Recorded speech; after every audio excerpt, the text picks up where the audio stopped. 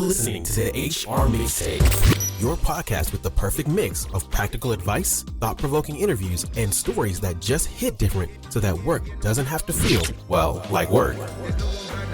Now, your host, Shari Simpson.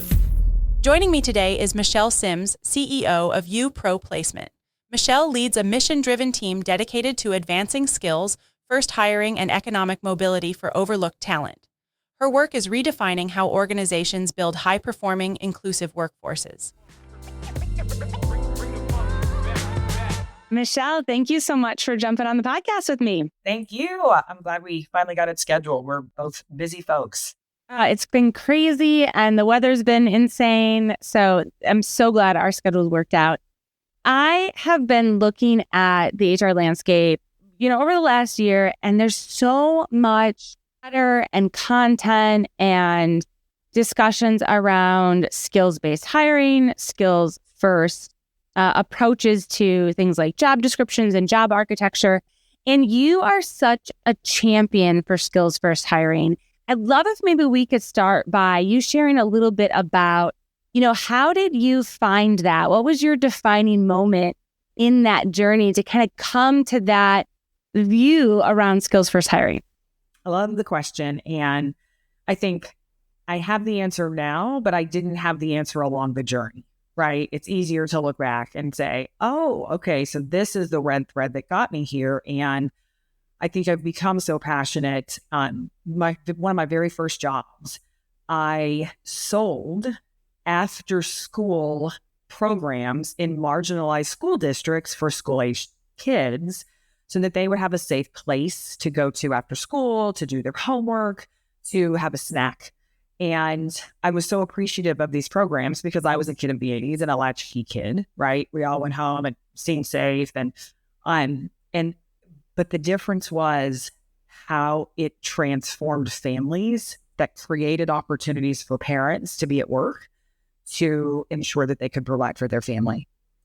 So I think that was really pivotal in starting my career, and that supercharged me to teach community college. And so I taught in the community college system for 17 years, and then similar with young adults and adults of all ages, they're working multiple jobs, they're trying to better themselves, get out of dead-end hourly jobs, and really mentoring and motivating adults to create opportunities for themselves, and saw what it took to create opportunity for folks that were willing to do the work, right? And then I landed in staffing and, the HR path, which I'm sure you're not surprised after hearing those two jobs, and skills-based hiring falls in line with creating equitable opportunity based on what folks can do and their potential and what they're willing to do versus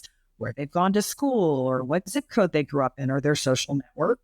And, because professional and social networks are also a privilege. So, I think, long story to a short answer, my red thread has just been supporting talent to create opportunity for both themselves and in the workplace. It's interesting that you started with that you can define it now, but you couldn't define it then. And as you were talking, I was thinking about, my own journey in HR. My undergrad is not in HR. I did not go to school for it. I may or may not have shared my journey on the podcast. Don't know. There's been a couple episodes. I advocated for myself to step into an HR role, and I did not have the background degree skills. And it's really interesting because if that one CHRO had not given me the opportunity to step into something based on my skills, I would never be in this path now. So it's so important to switch our mindset around, what does talent need to move on to a certain role or to level up in a certain role? Why do you think so many companies are still defaulting to those degree requirements then, when we know intuitively that demonstrated skills actually have a bigger impact than necessarily what your degree says you're competent in? I think, and to your point, yes, I don't know that all of your HR listeners, probably half of them can say they fell into it, right? There isn't necessarily a degree in some of the things that we do. And so, but what's interesting is the Reagan administration actually started a very prominent marketing campaign that college was the path to prosperity in this country. And college is a business, many for profit, right? And so as every other advertisement, you get sucked into what this narrative is. But that narrative also rules out millions of Americans that don't have a college degree. And then the other thing is, when that marketing propaganda started, we also used a degree to filter out very quickly the resume parsing, right? So before tech, we did it manual. We put them in stacks, right? If you've been around long enough. And then tech comes along and you're building filters in technology. And the first filter is, do you have a college degree or not? And even entry-level jobs 20 years ago required, and still many do, a college degree as that first filter. And so some companies now, a lot of companies, the technology hasn't quite caught up with the workforce demands and today's, really demand for more inclusive hiring practices. Like that tech is a bit behind, but the mindset is also behind. And the hiring manager's like, I need my position filled right now. And how do we do that quickly? And we just default to those traditional practices of finding talent in the same places. And if you've done the job and we're stealing from our competition, but that's running out. And skills-based hiring allows us to look beyond that. Or the companies that don't, I truly believe they will be left behind. I think so much about practitioner when it comes to skills-based hiring, because veterans come out and there's all these resources for practitioners and talent acquisition leaders to help understand how a role in the military translates into roles in corporate America or other types of roles. But that is very specific to that population of veterans. And a lot of those tools are being created by veteran organizations, right? It's not being created by companies. So I think it can be really hard for those hiring teams to understand that transferable skill model. How have you seen, or how have you coached, or maybe of ways that these teams are getting better at identifying those so that they can attract these non-traditional candidates? Yeah, I think this is where the lag happens, because to your point, corporations don't necessarily know how to work with workforce organizations and nonprofit organizations that are really taking on developing non-traditional talent that don't have degrees, right? Where I have seen it most successful is when an organization gets to a point where they're a bit desperate. They do have high turnover. They have demand that they can't fill. They need to grow their business and they're struggling. And they're like, all right, they start asking the right questions. How do we find talent? Why aren't we finding talent? How do we create new pathways? And the organizations that reach out to workforce development organizations that say, okay, we want to build a model very similar to a college recruiting program, right? Most organizations have a college recruiting program. You build the same type of structure around workforce development organizations and nonprofits, because there are literally hundreds of nonprofits across the country that are training talent in boot camps and certifications and apprenticeship programs, and organizations that are tapping into those organizations and creating recruiting programs similar to just how they would with a college recruiting team.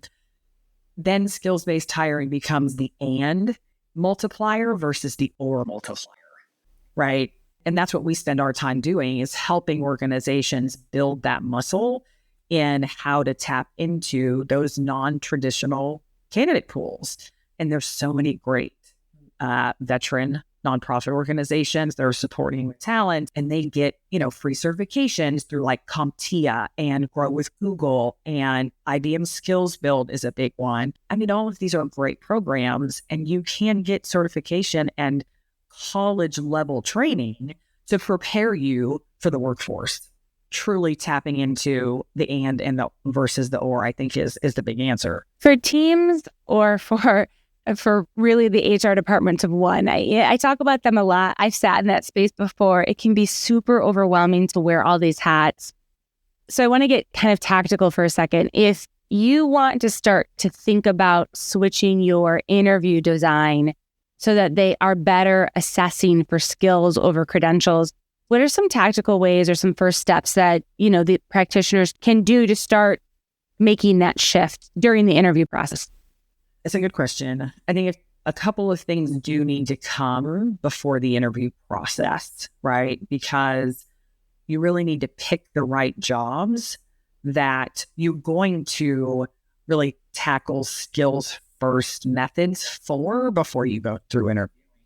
So picking some of those entry-level, non-specialized roles that really where skills first hiring thrives, and then working with hiring managers and folks in the process and the stakeholders on what are the top 5 skills that are required to be successful in the role, because you need the top 5 skills to build the questions. So the questions also need to be reframed. So we have to reframe to reassess, right? So we're asking questions like, tell me about a time that you were given a task, you've never done it before. How did you research and overcome that and get it done on time? Versus, oh, where did you go to school and what classes did you take, right? So reframing to reassess. And so that interview process that we're creating questions for, if we are not doing the steps before that to truly understand the skills for success, we can't create the questions. And then the other piece is creating an interview process that removes bias. And let's face it, like we may all have bias, we just have to work really hard to remove as much as possible.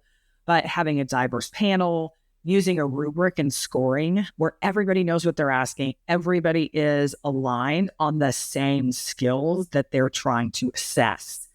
Because when, 3 people in the interview process, this person's looking for this skill, this person's looking for this skill, based on what they're needing to get results for, it's, then that's where the bias comes in. So it's really building a bias-free process based on the top skills for that job to be successful.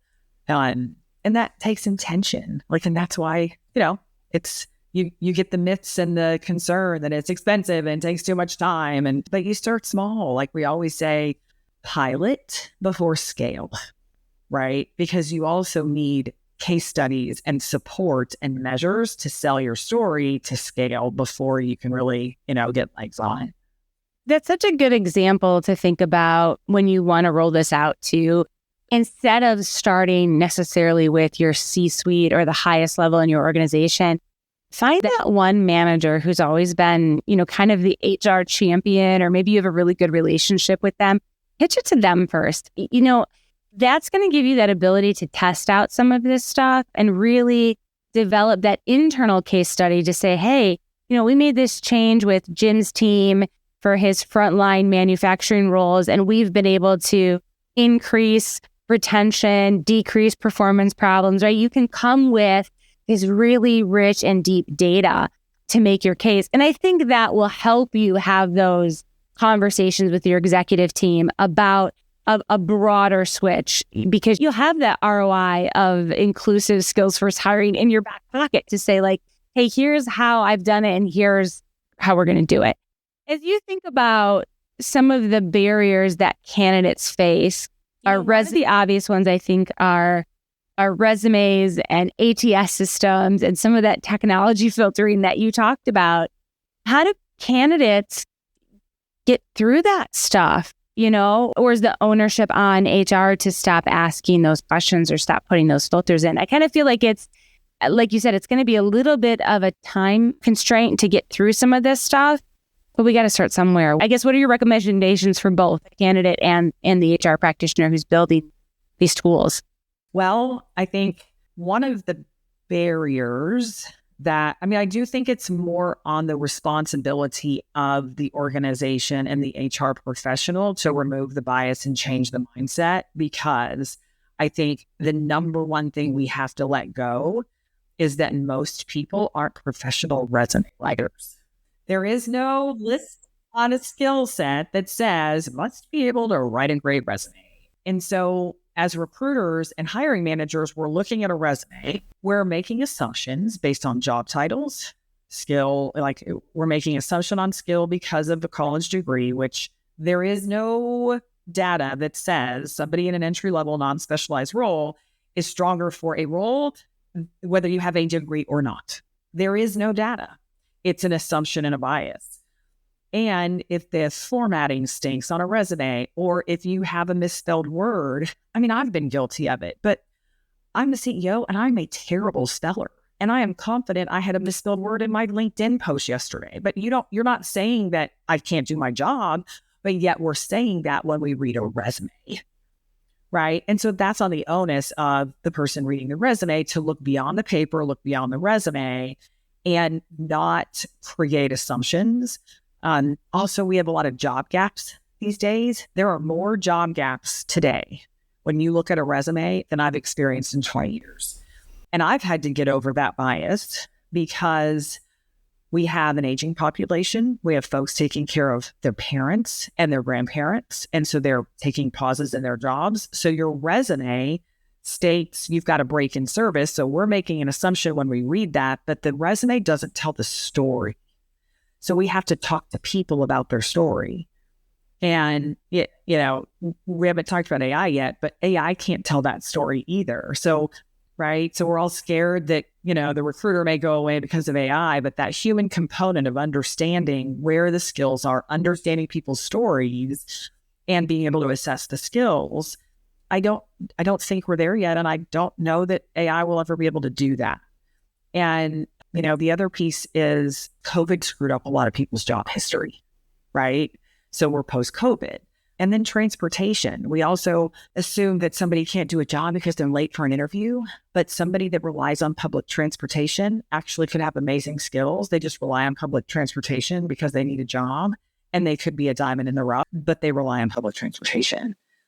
So we talk about barriers, but if we remove some of these biases and systemic barriers to the process, then we're opening our aperture up to this untapped talent that we wouldn't have considered before. You brought up a couple points that I want to just ruminate on because I think they're so good, and I really want to make sure the audience hears it. You brought up we're not professional resume writers. No one taught me how to do that. I never took a class in college. I never took a class in high school. Hopefully that's changing a little bit now, but you're right. That's not a skill that people are necessarily taught. So you go on the internet, you try to figure out, maybe you're doing that at the local library, right? Maybe you don't have a home computer to do it on, or you're trying to do it on your phone, or, all those things. And you're absolutely right. I am also a terrible speller. I rely on Grammarly like it's nobody's business. And every once in a while, my husband will ping me and he'll be like, hey, you should check your LinkedIn post. You totally butchered that word. I'm like, dang it.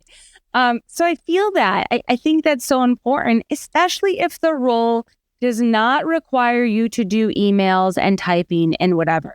Do we actually care that you spelt something wrong or right if you can do the job? That's a mindset shift we definitely need to get through.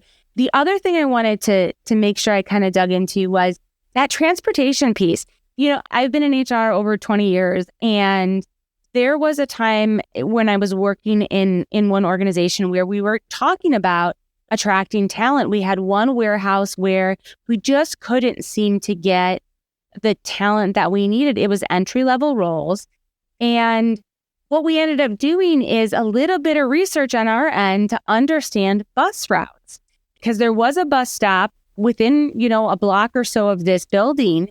And so we got real strategic about where we were going to target advertising and working with local communities so that we could tap into all of these workers who rely on public transportation.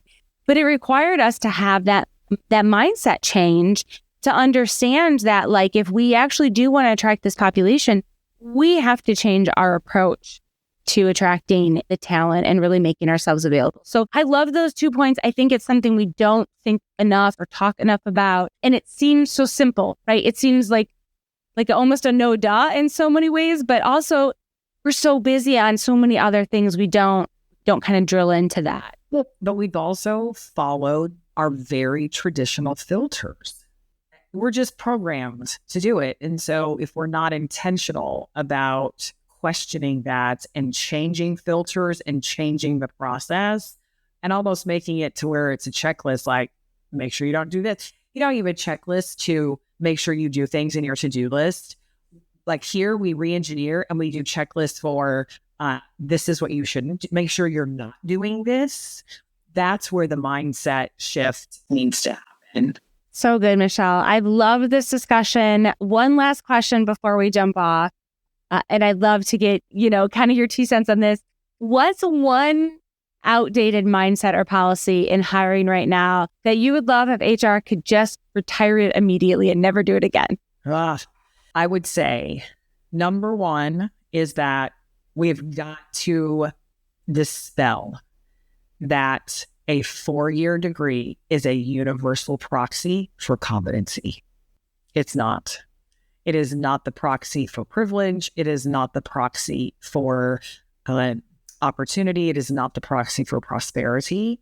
There will always be purpose in a 4-year degree, but to single that out as an assumption that it will get you where you need to go is a terrible assumption. Such a good way to end our conversation, Michelle. Thank you so much for sitting down and having this conversation. I feel like we could have done an episode that was 2 hours long on this topic. So really appreciate you. Oh, thank you for having me. And it's obviously you can see I'm passionate and I appreciate the opportunity to share. I hope you enjoyed today's episode. You can find show notes and links at thehrmixtape.com. Come back often and please subscribe, rate, and review.